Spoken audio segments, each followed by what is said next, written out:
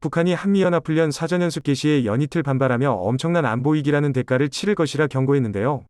이틀째 남북한 당국 및 군 통신선을 이용한 우리 측의 통화 시도에 불응하여 작년 이후 13개월 만에 연락 채널이 사실상 단절된 상태가 되었습니다. 김영철 노동당 통일전설부장은 앞선 김여정 당 부부장 명의의 담화가 당으로부터의 의임에 따른 것이었다면서 우리가 해야 할 일을 중단 없이 진행해 나갈 것이라며 조치는 언급하지 않았지만 곧 행동으로 드러낼 가능성을 내비쳤습니다. 이달 말 지급될 코로나19 국민지원금 사용처를 지역상품권 사용 가능 업종, 업체와 맞춘다고 하는데요.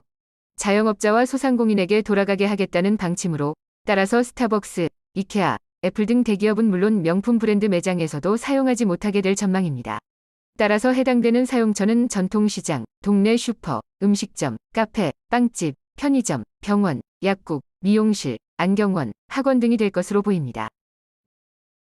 이재용 삼성전자 부회장이 결국 광복절을 맞아 가석방으로 출소하며 보호관찰을 받게 되었습니다.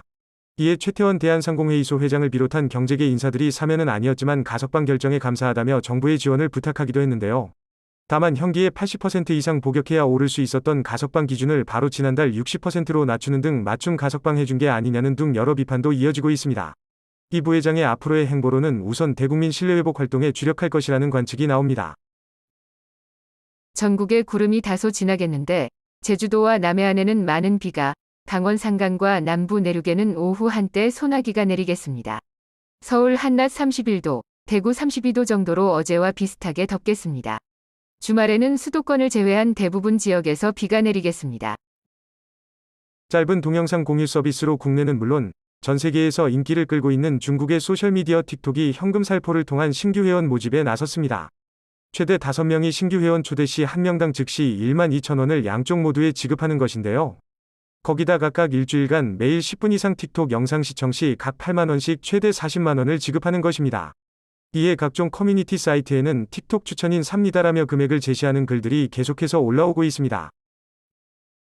미국 민주당의 차기 대선 잠룡으로 꼽히던 앤드루 쿠오모 뉴욕 주지사가 성추행 논란 끝에 사임을 발표했습니다. 이는 최근 뉴욕주 검찰이 그가 11명의 여성을 성추행했다는 보고서를 발표한 후 일주일 만에 나온 것인데요. 결국 내년 사선 도전을 앞두고 성추행 논란으로 불명예 퇴진을 하게 됐습니다.